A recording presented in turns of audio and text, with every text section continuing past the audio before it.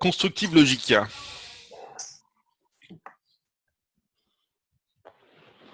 Page 15. Effectivement, c'est ce qui est écrit.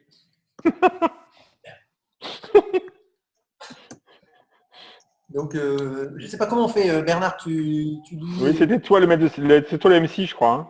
Non, enfin le process, attends, qui était Jonathan aussi, attends, fait pas que la dernière fois. Genre, il fait Moi, comme... j'y étais pas.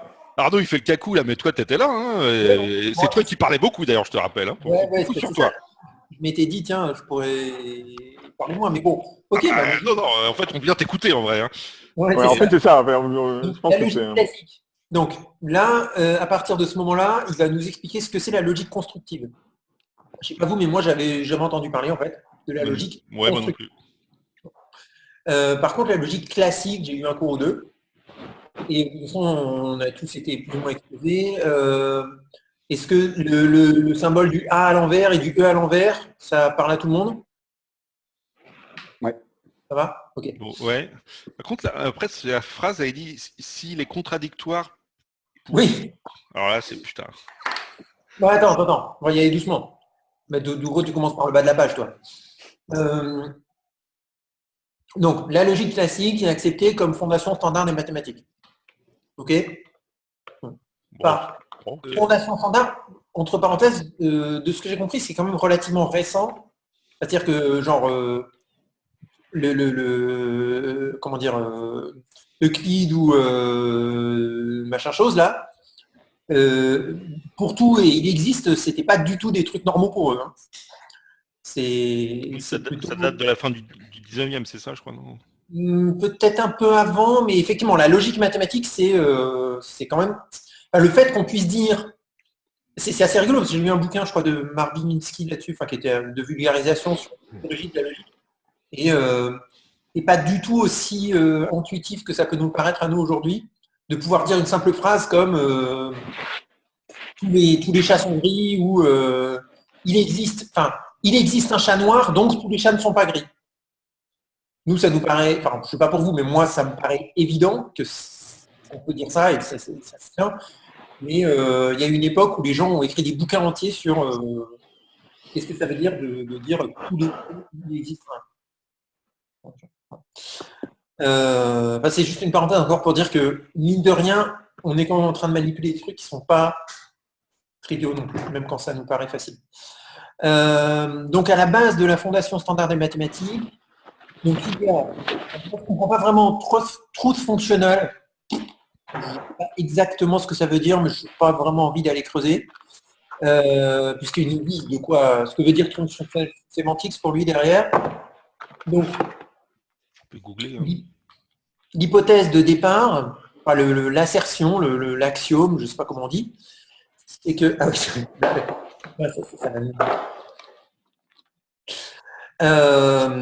Quoi? D'accord, en fait, il y a une page Wikipédia. Hein, oui, bon. Mais moi, je vais me résumer... Il y a une page Wikipédia pour tout. Je vais me contenter du résumé qu'il fait là.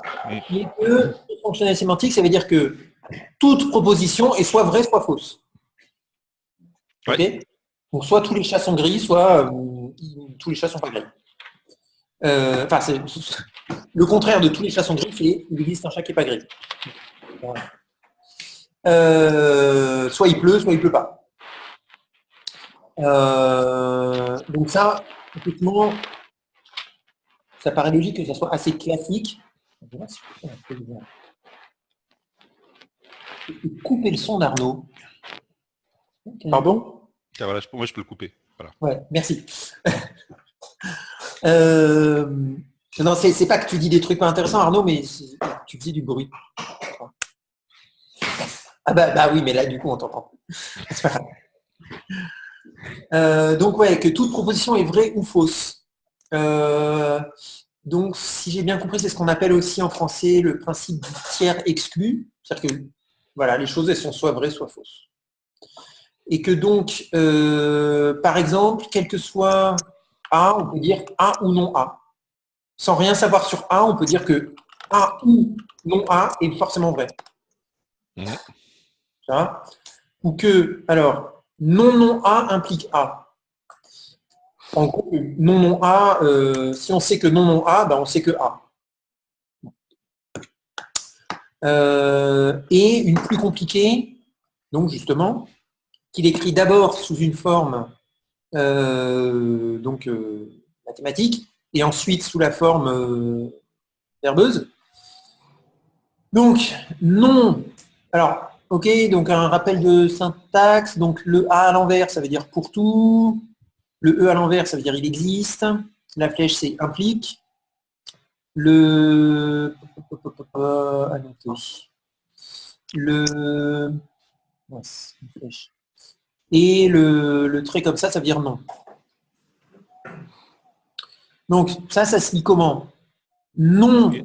Moi, je dirais, s'il n'est pas vrai que tous les X invalident la proposition P, Ouais. alors il existe X qui valide la proposition P. Voilà. Donc, si, pour donner un exemple, parce que moi j'aime mieux toujours, si P, c'est par exemple aigri, et que X, c'est un chat, tu vois, par exemple. Donc, si on dit, si il n'est pas vrai que tous les chats sont non gris, alors il existe un chat gris. Alors, ouais, le premier symbole là, dans cette ligne là, qui est le nom, Oui. en fait, il s'implique à tout ce qui suit ou c'est juste... Oui, en fait, Ouais. ben, logiquement, parce que, enfin, jusque-là, je sais pas, vous voyez pas mon curseur. Il s'applique jusque-là, C'est ça. parce que, en fait, c'est plutôt le quantificateur ici, le pour tout, qui s'applique jusque-là. Quand tu regardes, c'est assez logique, parce que le pour tout, à partir du moment où tu as dit pour tout X, point, bah, tu ne peux pas vraiment t'arrêter avant d'être arrivé au bout, là. Pour tout X, non P de X. Et puis tu mets un nom devant ça. Mais effectivement, ça pourrait être, les règles de priorité pourraient être différentes, mais là, comme je le comprends, l'idée de cette syntaxe-là, c'est que on prend toujours le minimum. Tu vois? Ce nom-là, il ne peut pas vraiment s'appliquer à moins que P de X. Ouais. Et ce pour tout, il ne peut pas s'appliquer à moins que non P de X. Et ce nom, il ne peut pas s'appliquer à moins que pour tout X, non P de X. D'accord, donc effectivement... Moi, c'est comme ça que je le comprends. Ce qui est marrant, c'est que la formule, elle est presque plus compréhensible que l'explication qu'il en donne plus bas, quoi. Ouais, c'est le contradictory là. Contradictory for no object to have the property. T'es là, ouais, alors. Putain. Ouais. C'est ça que je pense. Il y a un détail, je trouve, qui est intéressant dans le vocabulaire. Et moi, quand je lis la formule mathématique au-dessus, j'utilise des mots approximatifs. Mais là, je pense qu'il a pris soin dans le vocabulaire ici. S'il est contradictoire, notez bien qu'il ne dit pas qu'il est faux. Il dit qu'il est contradictoire. OK? Ouais. Je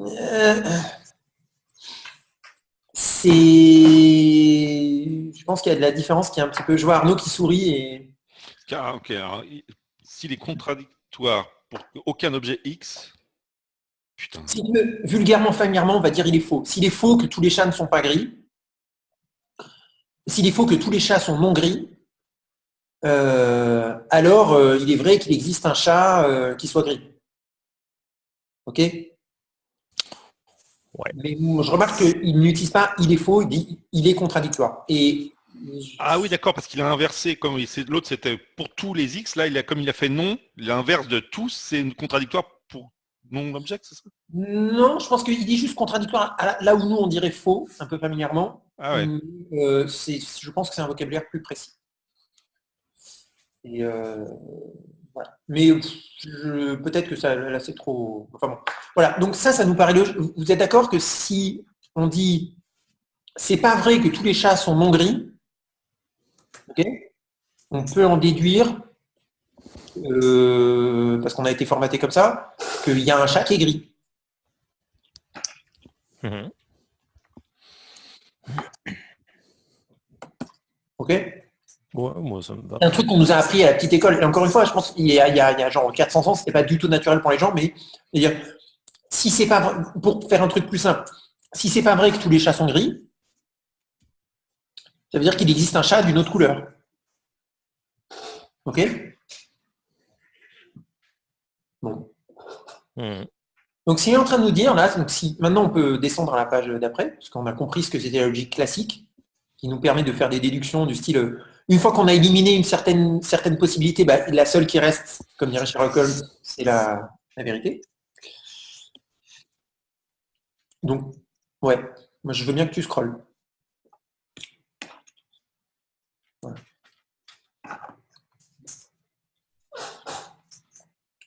Voilà. Le principe de la preuve indirecte qui a d'abord été utilisé par Hilbert il y a à peine 100 ans. Non, 110, 120, non.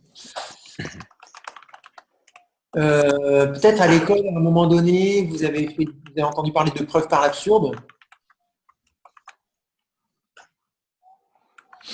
Ça vous dit quelque chose, une preuve par l'absurde? Une démonstration. Oui. Voilà. On dit, si c'était vrai que si c'était vrai qu'il existait un entier plus grand que tous les autres, alors blablabla, conclusion 1 égale 2. Ah bah donc il ne peut pas être vrai qu'il existe un entier plus grand que tous les autres. Ça va? Qu'est-ce que ça veut dire? Enfin, c'est de l'anglais là. Which has formed a cornerstone of modern mathematics. Alors, ceci est un principe de preuve indirecte qui a formé une pierre angulaire, littéralement, des mathématiques modernes, depuis son utilisation par Hilbert dans sa démonstration du Bayes' théorème, il y a environ 100 ans. D'accord.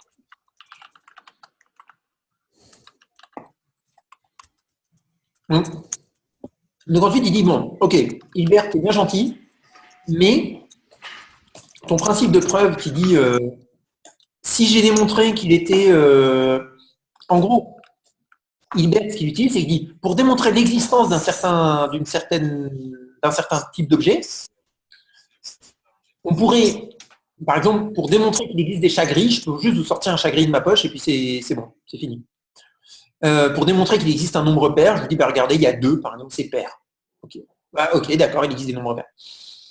Mais je peux aussi le faire, ce qu'a fait Hilbert notamment, en disant, s'il n'existait pas de chat gris, alors, s'il n'existait pas de nombre pair, alors on arriverait à démontrer un truc invalide.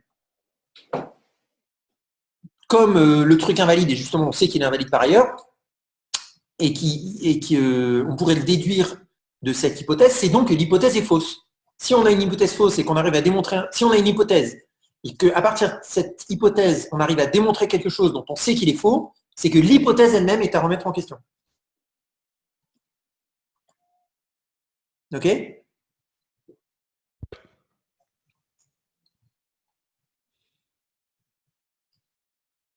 Allô? Oui, je ne sais pas, j'attends de voir si tout le monde est mort ou pas. Non. Ouais, Oui, moi, oui. je bouge encore. On est d'accord? Si je fais, c'est son principe de preuve indirecte.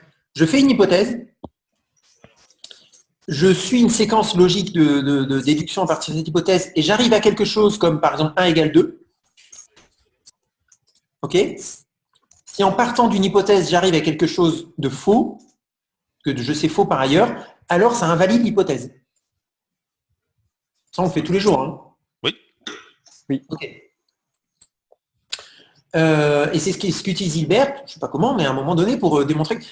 Alors, on peut s'en servir par exemple pour l'existence d'objets. Donc, est-ce qu'il existe un chat gris? Je pars de l'hypothèse qu'il n'existe pas de chat gris, je fais un raisonnement, j'arrive à quelque chose de faux, comme par exemple tous les chats sont noirs.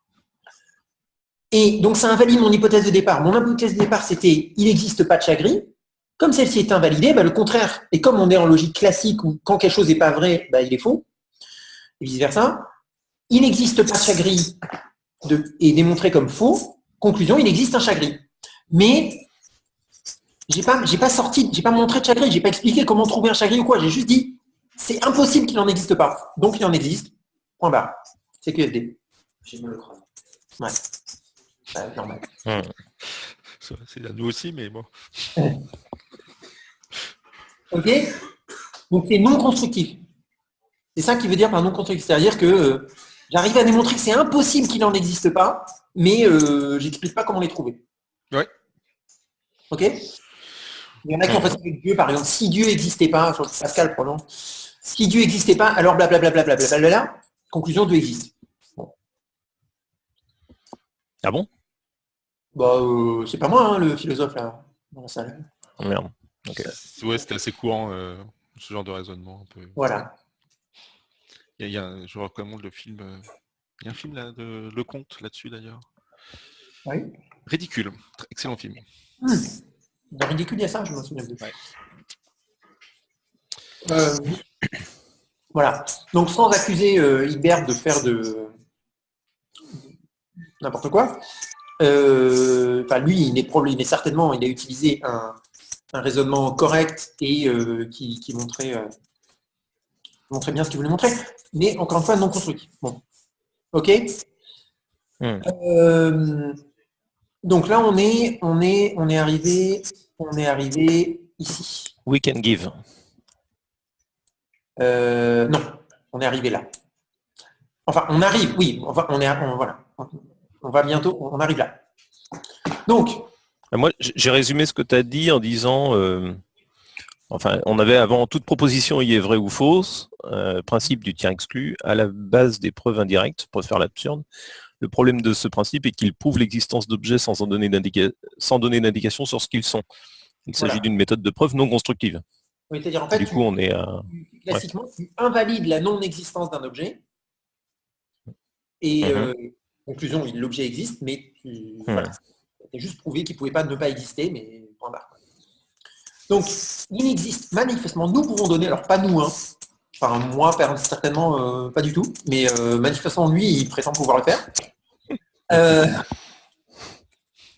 On peut construire les mathématiques de façon constructive, justement.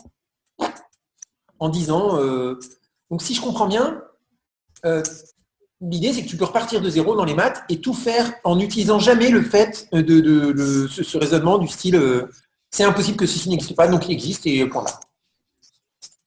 Je ne sais pas du tout comment ils s'y prennent, mais il y a un... Moi je lui fais confiance sur le fait que ça soit possible, mais et là c'est la première fois qu'on a ce truc important là du computational content.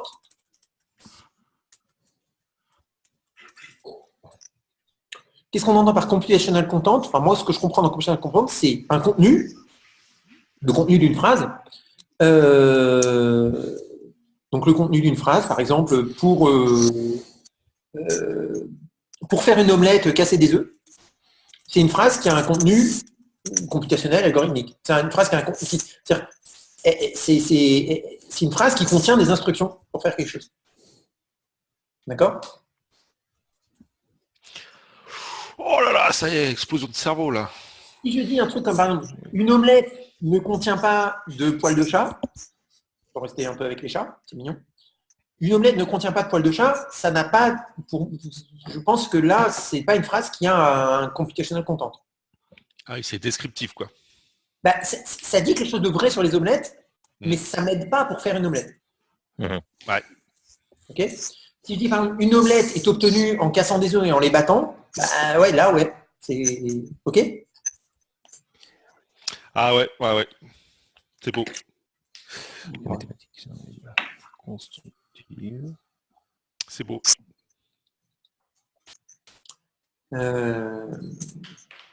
Donc, je pourrais dire aussi, une omelette est le seul plat qu'on puisse préparer si on n'a que des œufs et un batteur. Ok. Pareil, j'essaye, hein, j'invente des trucs. Ça serait pas computationnel parce que ça serait, on dirait, il y a des constructions, vous avez déjà rencontré des constructions en mathématiques comme ça. Par exemple, en théorie des catégories, la construction universelle, n'est-ce pas, Arnaud? On peut redire attention Arnaud, attends. Vas-y, parle Arnaud là. Peut-être ça marche mieux. 1, 2. Il n'y a plus de bruit là. La construction universelle en catégorie de théorie, c'est un exemple de construction qui n'est pas justement computationnelle.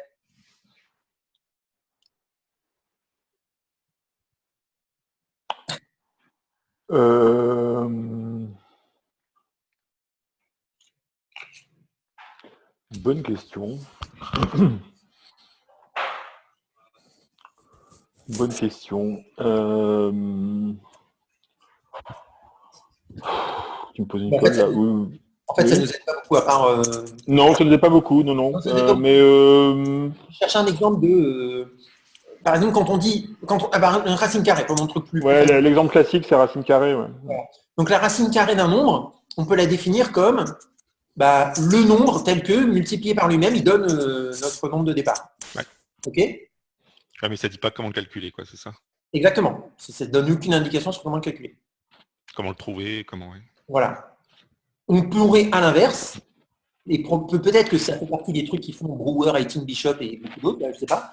Au moment où ils introduisent la racine carrée, dire c'est pas le nombre tel que machin, démerde-toi pour le trouver, mais plutôt c'est le nombre qu'on obtient quand on prend, je sais pas, si tu fais un truc de Newton à la con, là, c'est le nombre qu'on obtient en suivant cet algorithme.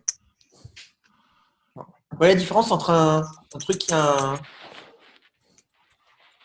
qui est constructif ou pas. Ah oui, non, c'est beau. Moi, je dis c'est beau. Ah, Ok. c'est. Et donc, il dit, si on va par là, si on autorise ce genre de truc, et on va finir par arriver à des trucs du style, c'est facile, mon programme, le bon programme, c'est le seul programme, enfin, c'est un programme qui respecte la spécification. OK. Mais en soi, ce n'est pas exécutable. Alors que si on prend une logique constructive où pour construire le programme, voilà, le programme va pouvoir se déduire la spécification de ce programme de la preuve qui respecte la spécification. Voilà.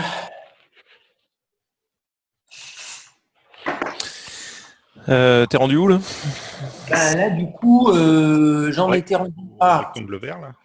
Oui, il y avait cette parenthèse sur le rectangle vert. Mais sinon, après, on en est là. Enfin, il est en train de détailler le pourquoi. Ouais. Alors, il a dit, in light of the discussion above, à cause de ce qu'on a discuté là-dessus. C'est-à-dire là-dessus, c'est-à-dire avant qu'on arrive à constructive logic. Enfin, pas. Oui, si, je pense que c'est ça qu'il veut dire.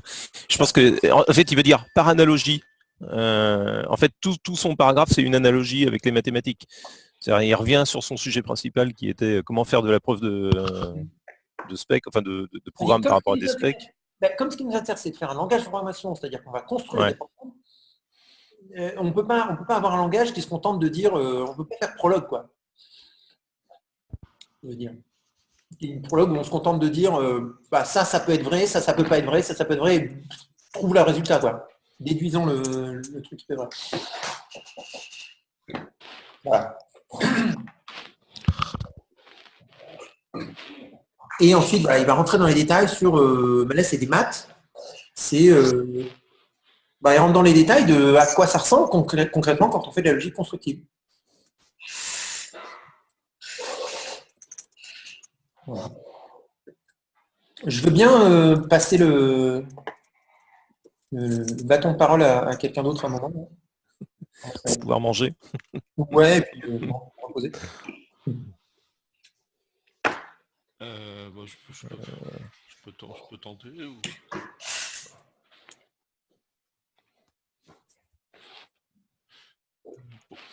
Ah, j'arrive à déplacer ta flèche, moi. Pourtant, je suis pas jeu à tempérer. Non, incroyable. Alors, donc, effectivement, pour l'expliquer. Alors, voilà, c'est ça au lieu de prendre une explication, alors, ce qu'il appelle trousse fonctionnelle, ce qui est valide. Alors, j'ai regardé dans Wikipédia, là, ce qu'il appelle trousse fonction, c'est en fait des fonctions qui acceptent des valeurs de truth value, c'est-à-dire qui disent, c'est une fonction qui dit si c'est vrai ou pas vrai. Donc en fait c'est des fonctions qui manipulent des valeurs booléennes, quoi, hein, enfin truth ou false. True ou false. Donc il dit plutôt que mais je sais pas, attendez ton truc. Oui, mais je sais pas, en fait j'ai perdu mon truc, mais. Attends, je vais mettre un moi alors, c'est comme ça. Ouais, mais le tien, mais. Voilà. J'essaie d'aller sur Wikipédia en fait. Voilà, j'ai récupéré le mien. Donc voilà, au lieu de donner d'utiliser des trousses fonctionnelles, donc des fonctions de vérité, il va utiliser des proof of the cette petite minute pour un particulier objet. Voilà, il va essayer de dire en quoi un objet P peut être une preuve d'une proposition, et il appelle ça une proof functional.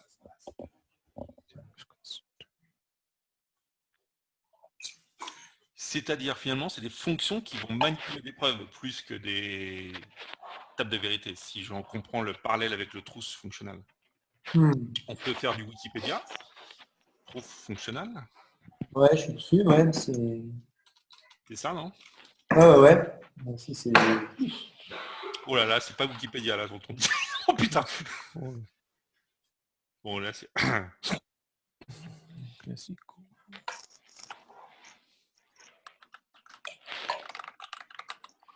Ok, donc là, il nous dit qu'on pourrait faire du proof functional. Bon, admettons. Alors, le truc crucial est pour le quantifieur d'existentiel. Comment on dit en français ça? Le quantificateur existentiel. D'accord. C'est le E à l'envers. Hein. Ouais, il existe un Z tel que PD. Comment tu l'appelles en français, Jonathan? Le quantificateur existentiel. Ah, quantificateur, d'accord. Okay. Oui. Il y a deux quantificateurs. Le E à l'envers et le A à l'envers. Il existe pour tout. C'est quantificateur. Il y a existentiel pour le E et universel pour le A. Ah oui, donc okay. Là, il reformule effectivement ce que tu disais juste avant, là, Jonathan. C'est qu'effectivement, la proposition, donc l'assertion en mathématiques, là, il existe un Z tel que P de Z. Elle ne peut être valide, enfin on l'accepterait uniquement si on exhibe un A pour lequel Exactement. on a P de A. Et donc, du coup, la preuve de ce machin-là, une preuve, c'est la paire de cet objet A et de P qui est donc... Une proposition. Une preuve de il existe un chat gris, bah c'est une paire constituée de un chat et une preuve qu'il est gris. Et une photo du chat, quoi, par exemple. Ou enfin, juste un truc qui prouve qu'il est gris. Un spectrogramme. Programme? Un spectrogramme. Un spectrogramme, ouais, je sais pas. Quoi que ce soit qui vous convainc qu'il est gris.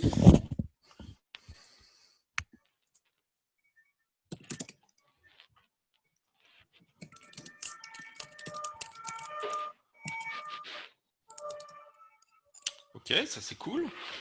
Puis après l'inversement, alors universel, tous les Z, Q de Z. Alors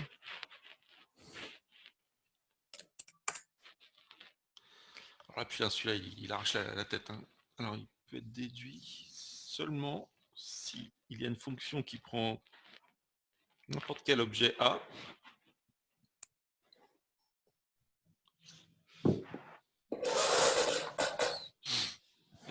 Preuve de Q de A. Alors, pour l'universel, ah oui. Bon, par exemple, donc, toujours exemple de Bernard, un exemple de phrase d'affirmation universelle. Tous les chats sont gris. Ok. Oui, bien. Imaginatif. Donc, autant prouver qu'il existe un chat gris, bah, il suffit de sortir un chat gris en gros. Et comment tu prouves que tous les chats sont gris? Eh bien, ça veut dire que pour chaque chat, tu dois donner une fonction qui montre pour n'importe quel chat qu'il est gris. C'est une fonction qui prend le chat en entrée et qui ressort la preuve qu'il est gris. Exactement, oui. Okay.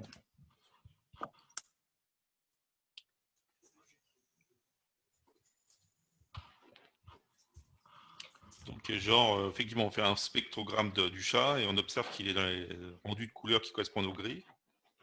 Enfin, est-ce que ça serait une preuve? Oui, je ne sais pas ce que c'est une preuve qu'un chat est gris, c'est un peu... Mais par exemple, tous les chats Ont quatre pattes. ont quatre pattes, par exemple, ou tous les chats meurent quand on les largue de 500 mètres, quand on les met dans la machine à laver, par exemple. Un truc plus gai. Donc la preuve, c'est bah, tu prends le chat, tu le mets dans la machine à laver et tu constates qu'il est mort. Ça, c'est une preuve pour un chat. Oui, mais justement, mais la procédure, le computational content qui est Oui, mais le chat, tu mets dans la machine, tu allumes la machine. tu prends pas un chat, tu prends tous les chats. En fait, cette procédure peut s'appliquer à tous les chats. Oui. Et on sait que pour tous les chats, elle va produire un chat mort. Voilà, tu montres que cette procédure a tout le chat. Et enfin voilà, quoi, c'est peut-être un peu circulaire. Mais...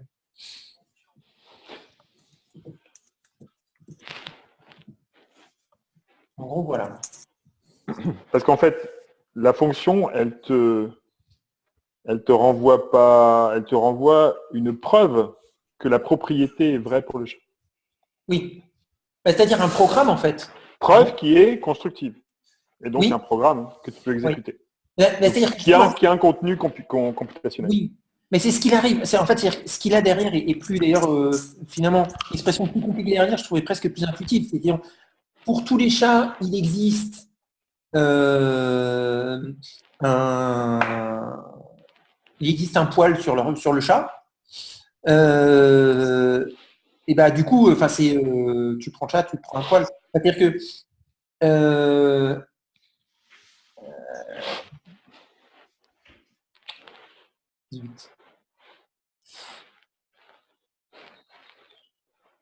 oui, enfin. Après, il combine les deux. Il dit que pour prouver que pour tout x, il existe un y tel que x et y sont dans une certaine relation. Je sais pas, par exemple, pour tout entier, il existe un autre. Pour tout entier x, il existe un entier y tel que y égale 2 fois x. Pour prouver ça, il faut donner une fonction qui, pour tout entier x, prouve l'existence du double de x. Et pour prouver l'existence du double de x, si on remonte au début du paragraphe, prouver l'existence du double de x, ça veut dire donner le double de x et la preuve qu'il est le double de x.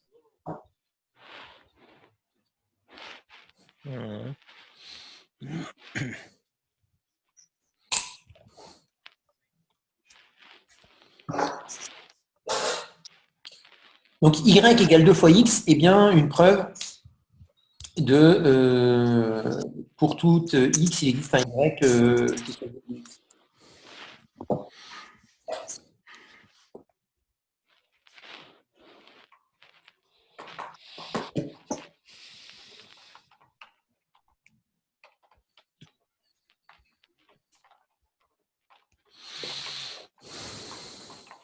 Voilà. Il y avait des questions, je crois, sur le RAF de A à un moment donné dans le commentaire.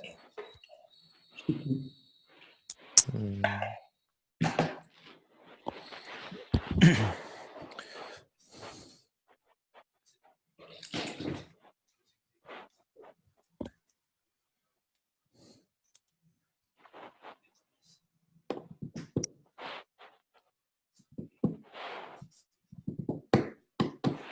D'accord, donc effectivement Arnaud avait reformulé ça en utilisant le lambda là en fait. Il existe un lambda terme, alors oui, oui j'imagine.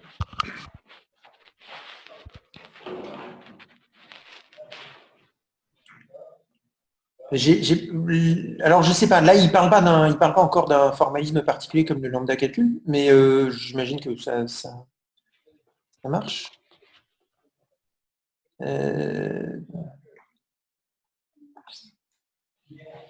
Une preuve constructive contient les moyens de calculer.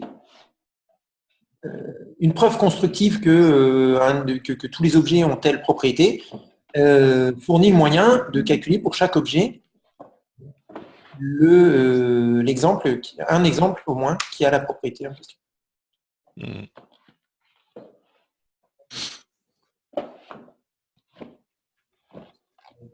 Donc ensuite, si on avance, donc là on a fait, là en fait il est en train de passer en revue les briques de base de la logique. Hein. Donc les qualificateurs, les conjonctions, disjonction, négation. Et ou non. Ok. Vraiment les briques de base. Donc, pour prouver A et B, il faut donner une preuve de A et une preuve de B. Ça ne devrait pas tellement troubler. Ça ne devrait pas être choquant. Ok. On est d'accord, pour prouver A et B, on peut prouver A et B si on donne une preuve de A et une preuve de B. Ouais. En respectant les règles qu'on a jusque-là, hein, et ça s'accumule. C'est-à-dire ces preuves, il faut qu'elles soient constructives. Du coup, une preuve constructive de A et B est composée d'une preuve constructive de A et d'une preuve constructive de B. Ça va. Ouais. Alors, l'implication. L'implication, c'est un opérateur casse-bonbon quand on n'a pas fait un peu beaucoup de logique quand même. Mais alors, moi, j'ai toujours trouvé un peu spécial quand même. Mais une preuve que A B peut être vue comme une transformation.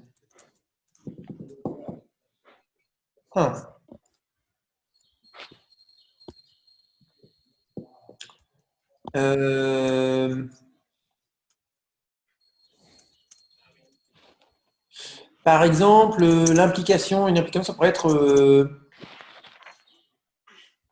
si un chat est gris, alors il pèse plus de 3 kg.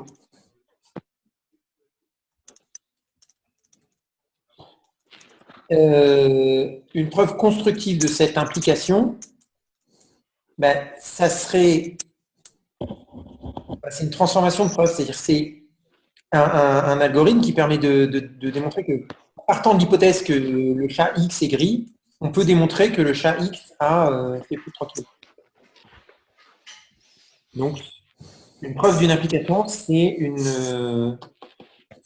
une transformation de preuve. Il ne parle pas de ça comme une fonction, mais du coup... Bah oui, ça fait penser à une fonction. Ben, je pense que si tu redescends effectivement à qu'est-ce que c'est une preuve de A, si on remonte au-dessus, une preuve de A, c'est voilà, une preuve de A. Ah, oui. Ah.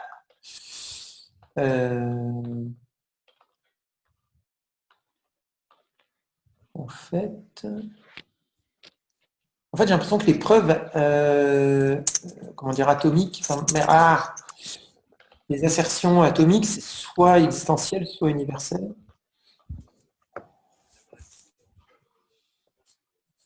Ouais. Donc, une preuve qu'il existe un Z,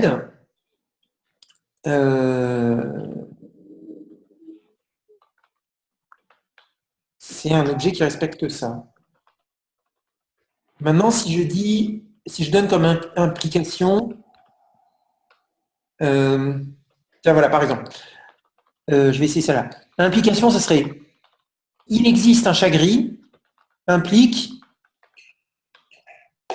que tous les chats ne sont pas noirs. Alors, il y a Arnaud Bailly qui me dit un truc. C'est une incidente. Ah oui. Hop, intéressant. Non, pas tellement, mais... Et donc, si je dis, voilà, comme implication, je donne, s'il existe un chat gris, alors il n'est pas vrai que tous les chats sont noirs. OK? Donc, en logique constructive, en supposant que j'ai déjà prouvé en logique constructive, il existe un chat gris, ça veut dire que j'ai un chat gris sous la poche, dans la main. J'ai une preuve constructive d'un chat gris, c'est-à-dire que j'ai un chat gris. Non, t'as pas un chat gris, t'as une preuve. J'ai un chat gris et une preuve qu'il est gris.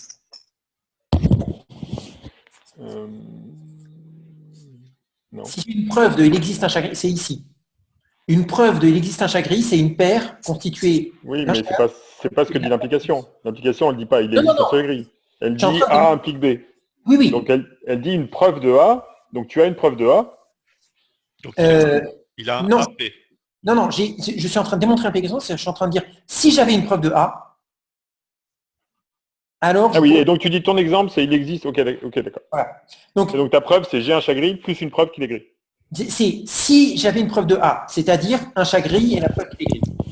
Alors, je pourrais démontrer que tous les chats ne sont pas noirs parce que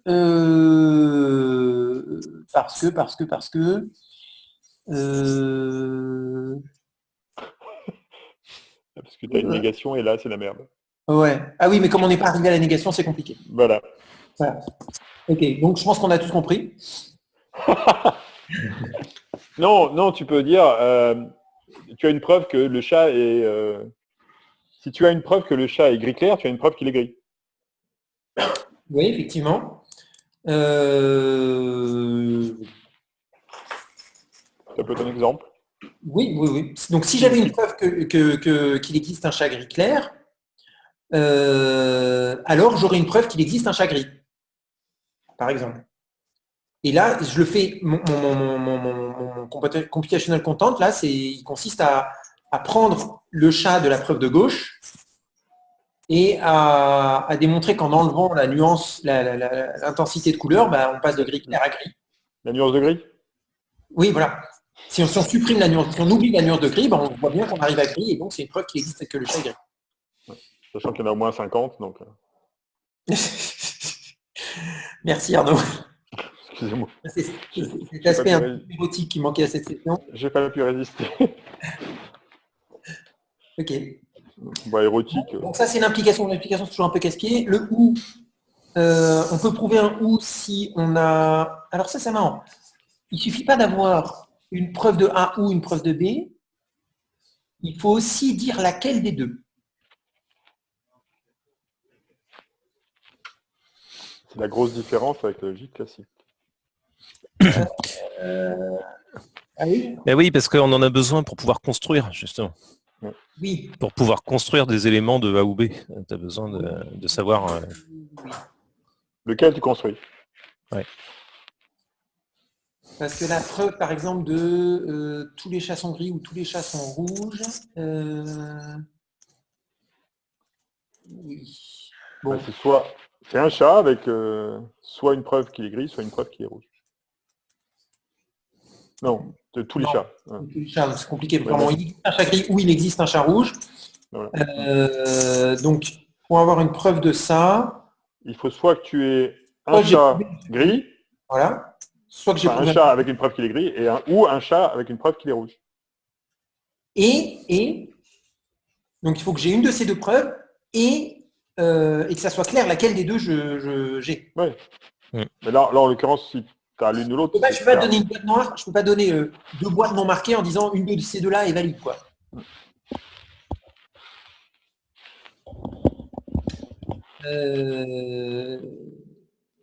Oui, ok. La négation, la négation, elle dépend de l'implication, hein, voilà. Et là, on voit apparaître la proposition absurde.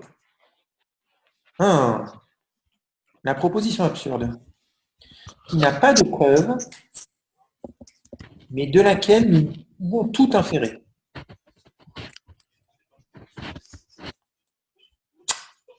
Ok. Ex falso code libet. Oui, ça me rappelle des choses aussi, mais ça fait un peu mal à la tête.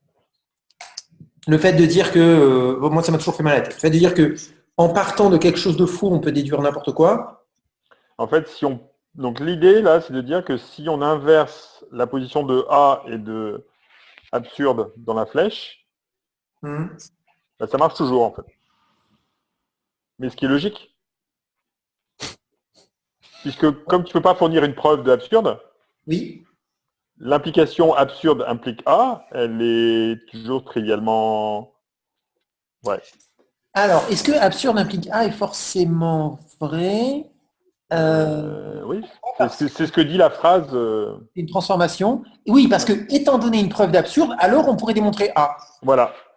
Mais comme il n'y en a pas. Comme il n'y en a pas, c'est bon, on est tranquille. On est tranquille parce qu'on n'aura jamais à le faire. Voilà, on n'aura jamais à le faire. Mais si on pouvait le faire, ça marcherait. Ouais. C'est toi qui le dis. Bah, ouais. Mais vas-y, prouve-moi le contraire. Voilà, c'est ça. Okay. J'adore la logique. J'ai toujours été nul, mais c'est vraiment très beau. Par contre, on a déjà dit quelque part que A et non A, ça définissait quelque chose de complet, c'est-à-dire qu'il n'y avait pas un troisième état. Non. Enfin, Non, parce que c'est plus loin, c'est la non-décidabilité finalement l'autre, enfin le c'est troisième ce qu'il est en tiers train là, de dire, non? justement. C'est le paragraphe d'après. C'est C'est pas que, grave après, ouais. en partant de cette Ouais. explication, on peut voir facilement, bien sûr, que, que d'une manière générale, nous ne pourrons pas dire que soit A, soit non A est pas vrai, mais prouvable. En fait, je sais pas vous, mais moi je trouve ça plus clair quand c'est exprimé sous forme de règles formelles précises, mais qu'en anglais ou en français. Mais...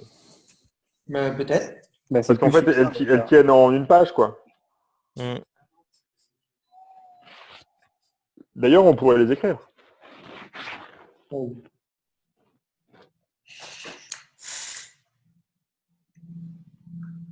Pour un A. Ah oui, oui. Regardez. On a un A. On ne sait rien sur le A. On ne sait pas s'il est prouvable ou pas. Mais en fait, je pense que ça se tient dans la précisément ici dans le. C'est ça en fait le nœud de tout. C'est-à-dire que finalement, en logique classique, quel que soit A, sans rien savoir du tout sur la proposition A, je peux dire que A ou non A est vrai.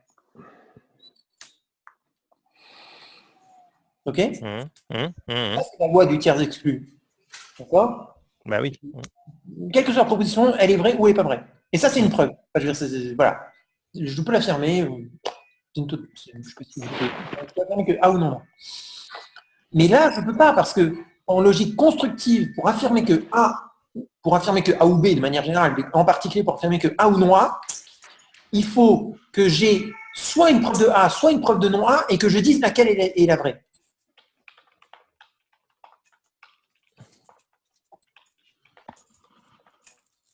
Ok? Ouais. Par contre, si je ne sais rien sur A, je ne peux pas dire laquelle, si A est prouvable ou non A est prouvable. Et du coup, il n'est pas vrai que de manière générale, je puisse affirmer que soit A, soit non A sera prouvable.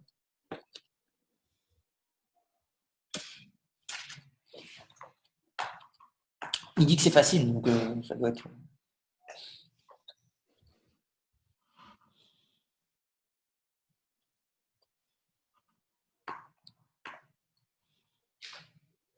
Je ne peux pas déduire non A de l'absence de preuve de A.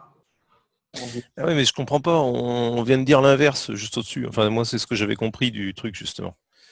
C'est-à-dire Ben, au moment où il définit Nona, il dit Non, ça mais peut être défini comme l'application. Oui.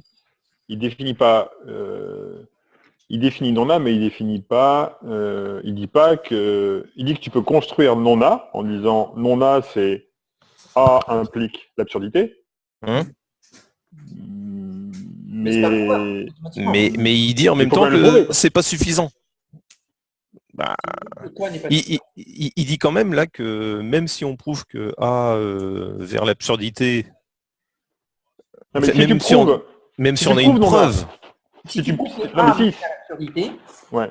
que A mène à l'absurdité, Bah, t'as une prouvé Oui. non A. bah non, justement, moi, c'est ce que j'avais cru comprendre, mais c'est ce qui semble dédire dans le dernier paragraphe. Là. Non, mais ce qu'il dédie dans le dernier paragraphe, c'est On que. t'entend plus, Jonathan. Ouais. Pardon, mais je laisse parler Arnaud. Non, mais ouais, enfin, ce qu'il dit dans le dernier paragraphe, c'est que tu peux pas construire, étant donné un A, tu peux pas construire une proposition qui dit A ou non A. Parce que ça voudrait dire, parce que pour construire A ou non A, qui serait, Tu peux la construire, mais tu ne peux pas la prouver. voilà, tu peux la construire, mais tu peux pas la prouver, puisque tu peux pas la prouver telle Sans quelle. rien savoir sur A. Voilà. Il faut que pour prouver A ou non, en fait, ce que ça dit, c'est que pour prouver A ou non A, il faut que tu fournisses soit une preuve de A, soit une preuve de non A. Mm. Alors que, en logique classique, A ou non A est toujours vrai. Mhm. Ouais, ça, ok. Bah, voilà, c'est tout. Mais j'ai quand même du mal à coller les deux paragraphes ensemble. Moi, j'avais compris de l'avant-dernier paragraphe que Nona, c'était équivalent à trouver une transformation de A dans absurde. Quoi. Ouais. Une preuve de non A, c'est une preuve qu'en partant de A, on peut montrer quelque chose d'absurde. Oui. Ouais. Eh ben, je comprends pas comment ça peut être vrai si en même temps on dit A ou non A n'est pas Tu prends n'est un pas A, complet, quoi. tu prends un A Un petit? et un petit A, Hum. et tu as une fonction, si on l'exprime en termes de fonction, tu as une fonction qui, pour tout A, te retourne l'absurdité. Ouais. Faux, on va dire faux, pour faire simple. Donc ça veut dire que tu as une preuve que quel que soit le A de A, ou tu as une preuve que que la proposition A est fausse. Mais donc tu as une preuve que la proposition A est fausse. Puisque tu as la fonction, puisque tu as construit la fonction. Tu sais construire la fonction qui prend n'importe quel n'importe quel A, ça suppose déjà que c'est un ensemble, mais bon. Qui prend A et qui te renvoie l'absurdité. Oui. Oui. Mais donc tu as une preuve, et donc de toute façon, tu peux dire, bah oui, non A. J'ai une preuve que non A, donc... Donc A ou non A. Donc A ou non A, d'ailleurs. Oui. Ah ouais, d'accord, ça y est, ok. Donc si tu arrives à faire cette preuve de A vers l'absurdité, dans ce cas-là, tu as une preuve de A. Après, ce qu'il dit... de non A. De non A, oui, pardon. Mais après, ce qu'il dit, par contre, on n'est pas sûr que pour toute proposition grand A, on puisse déterminer non A ou A vers, parce qu'il vers faut, absurde. Il faut construire la preuve. Ouais. C'est toute la subtilité, enfin, tout l'intérêt du truc, c'est que si tu veux pouvoir dire A ou non A, il faut que tu construises soit un A qui vérifie A, soit un A qui vérifie une preuve de A, soit une preuve de non A. Et en fait, les deux propositions n'ont rien à voir l'une avec l'autre. Tu as d'un côté la manière dont on construit une preuve de non A, et puis d'après, tu as une assertion générale sur l'absence de loi du tiers exclu.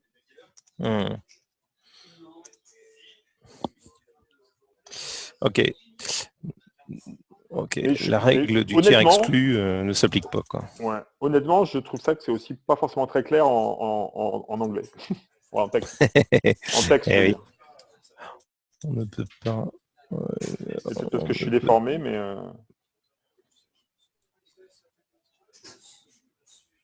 Le truc, c'est qu'à un moment donné, c'est quelque chose qu'il faut installer et peut-être même régulièrement réinstaller dans sa tête.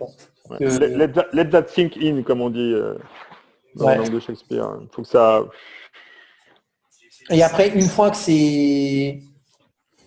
Une fois que c'est installé, tu comprends ce que tu dis, que ce soit en anglais ou en symbole, mais... C'est marrant, c'est pour ça que Jonathan a fait la remarque à un moment donné, mais à titre personnel, je trouve ça vachement plus clair quand tu l'expliques avec des programmes, en fait. Mais bon, ce qui est normal, puisque je suis programmeur. Mais en même temps, du coup, ça devient très très évident quand tu dis, bah oui, une preuve que A, c'est un programme qui termine, et une preuve de non A, c'est un programme qui termine pas. Ouais, bon, non, c'est bon, ok, d'accord. Mais laissons les détails de côté. Mais je trouve que c'est plus clair en fait quand tu l'expliques quand tu le penses dans le programme et tout, parce que ça veut dire effectivement, est-ce que tu es capable d'écrire le code qui va te construire la preuve en fait. Enfin, la question c'est quand même aussi, si je commence à parler de code, et c'est un peu le sujet justement, c'est est-ce que ça termine, démontrer que ce code-là, que ce programme se termine, par exemple. Oui. Je suis d'accord. Non, mais je parlais pour avoir une intuition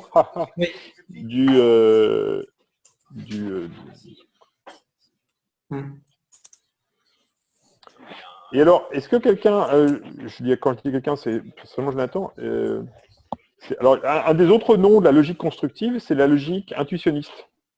Ah oui, j'ai vu passer ça aussi, ouais. Et alors, et j'ai jamais su pourquoi. Alors, il me semble que c'est le nom initial qui était donné par Brouwer sur sa logique. Mais j'ai jamais compris pourquoi, parce que c'est pas forcément hyper intuitif d'ailleurs. Il y a une page Wikipédia, effectivement, la page Wikipédia dit que c'est l'ancien nom, la logique intuitive. Ils traduisent par intuitive intuitionnistique. Oui. En français, intuitionniste. Oui, ok. Oui, c'est le terme que j'avais en tête, ouais. il y a plusieurs. L'intuitionnisme a d'abord été une position philosophique vis-à-vis des mathématiques, proposée par Jan Brouwer comme une. Et donc, il élimine le tiers exclu et l'existentiel non constructif. C'est exactement ce dont les sujets dans ce dernier paragraphe. Voilà. Brouwer veut que quand un mathématicien affirme « il existe x tel que p de x », il donne aussi un moyen de construire oui qui satisfait p de x.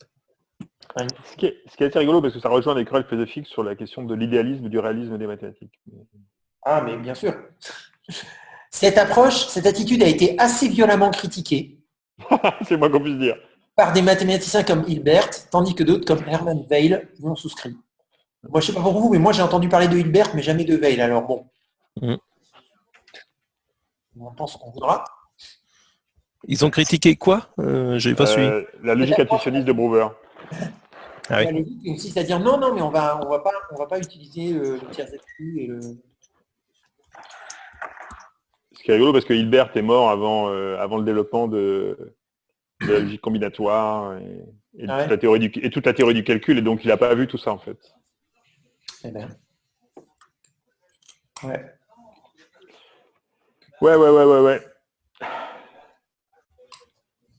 Tout ça, ça durera moins longtemps que les impôts, moi je dis.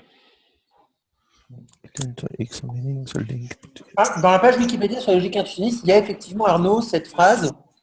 En conséquence, une preuve d'une proposition P est assimilable à un lambda terme de type P. J'ai une bonne mémoire des pages Wikipédia. Ouais, c'est ça.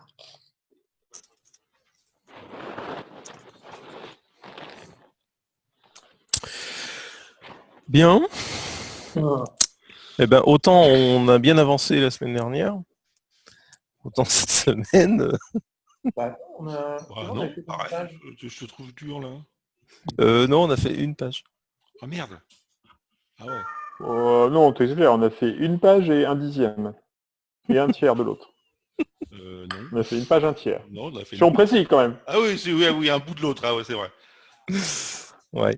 Et puis la page suivante, elle a l'air bien aussi. Oui, elle a l'air très bien. Putain. Ça s'annonce bien. Curio Ward. Oh là là. Bon, On n'est pas rendu. Hein. je vais relire mes notes et essayer de mettre ça de manière intelligible. Et peut-être que je vais me tromper. Donc du coup, vous pourrez commenter derrière pour dire non, c'est pas exactement ce qu'on a dit. Tu t'attends qu'on exhibe une preuve que ton document Ouais. est correct. C'est cela. Oh, non, mais juste une réaction. Pas forcément une preuve, peut-être une preuve par l'absurde. C'est non, ce que tu dis est faux. Je vais pas te dire. Tu vois, une réaction non constructive. Non, ce que tu dis est faux. Voilà. C'est un troll, quoi.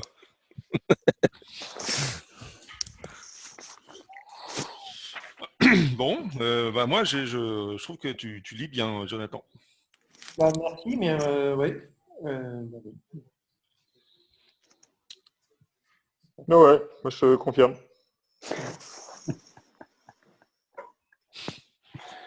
De même. Mais c'est vrai que oui, on avance comme on peut. Je veux dire, à la vitesse dont permet d'avancer le terrain, hein, quand même, hein, parce que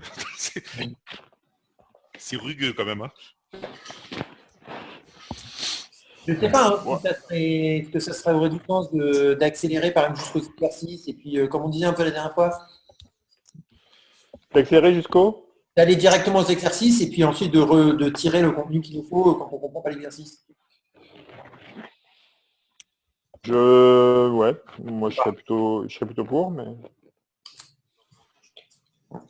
Peut-être qu'on pourrait faire des exercices en mode un peu en mode randori, je sais pas comment. Ouais, enfin après, oui. En l'occurrence, il n'y a pas d'exercice sur le chapitre qu'on est en train de lire. Mais Ouais, là, il y en a pas. la dernière fois aussi, c'est que l'intro, en fait, j'ai l'impression, parcourt tout le sujet. C'est ça. Ouais. Et du coup, Ce qui est logique pour l'introduction. oui, voilà, ça fait un panorama, mais du coup, quelque part, pour bien comprendre l'intro dans le détail, Faut avoir les bouquins, quoi. voilà. C'est peut-être normal qu'il y ait des trucs qu'on ne comprenne pas tout de suite dans l'intro, parce que littéralement, c'est une forme de résumé du bouquin, enfin de teaser. Je sais pas. Mais sinon, donc la prochaine fois, qu'est-ce qu'on fait? Est-ce qu'on continue sur les pages suivantes de cette intro ou bien on saute directement au chapitre 1?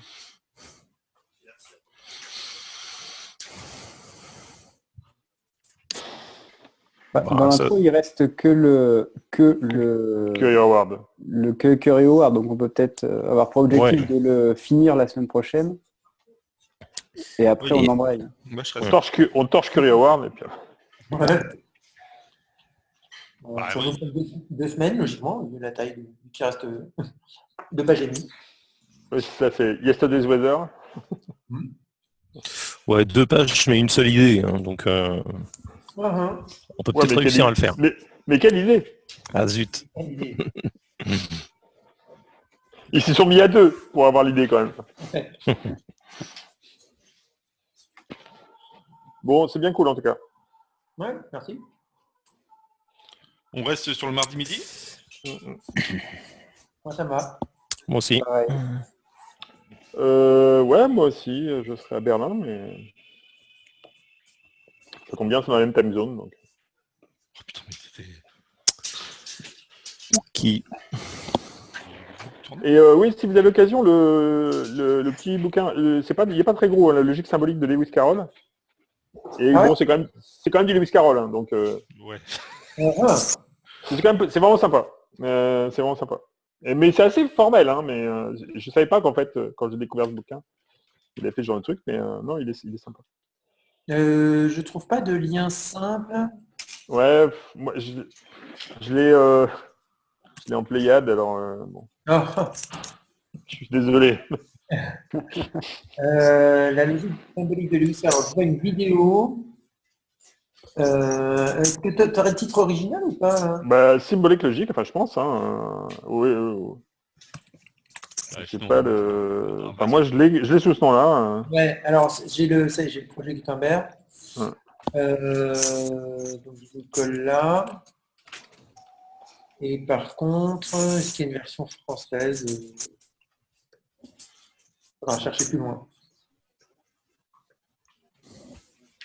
Je ne sais pas s'il a été traduit, j'imagine que oui. Ah oui, ici, oui, c'est en Pléiade. Symbolic Game. Ah, il a un deuxième. Il a Game of Logic aussi, qui est apparemment. C'est intéressant parce qu'il écrit, Lewis Carroll, il écrit au milieu du 19e siècle, et donc du coup, sans tous les développements formels de la fin du 19e, quoi. Ouais. Mais il y a déjà, voilà, c'est déjà la logique classique, quoi, avec l'existentiel.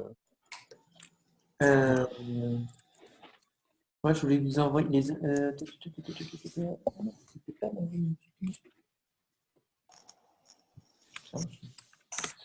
J'ai un vieux bouquin chez moi. Moi, je suis là. Ça s'appelle. Ah, j'arrive pas à voir. Une logique mathématique. Ah ouais, d'accord. Clean, c'est celui de l'étoile. Ah oui. L'étonnante histoire. Ah oui, c'est ça. Alors moi, je vous propose. Moi, j'ai bien aimé ce bouquin que j'ai en mode vintage là. L'étonnante histoire des machines logiques. Ah, c'est pas Minsky, c'est Marvin Gardner. Ah, Martin Gardner. Gardner. Oui, c'est autre chose, oui. L'étonnante histoire des machines logiques, traduction de Logic Machines and Diagrams, et qui part, en fait, il part de Raymond Lull, qui était un occultiste du Moyen-Âge, quoi. Et en passant pour arriver jusqu'aux ordinateurs, mais je trouve ça vraiment pas mal. C'est un tout petit bouquin, mais Martin Gardner, c'est super en général. on peut trouver d'occasion pour seulement 76 € sur Amazon.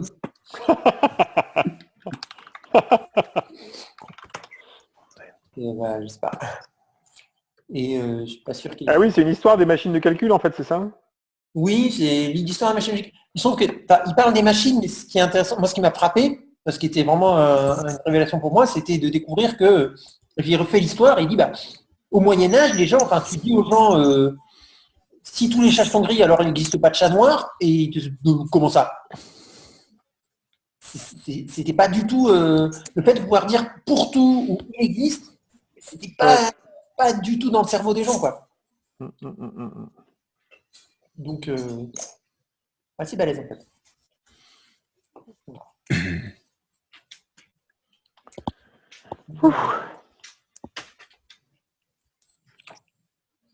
Alors, pour relier les deux livres, je vois sur Amazon que Martin Garner a participé à un bouquin qui s'appelle The Annotated Alice sur Alice au Pays des Merveilles. Génial. Hein. Ah bah j'ai trouvé C'est cohérent. une version PDF du bouquin de Martin Garner. Et voilà. Légal, bien sûr.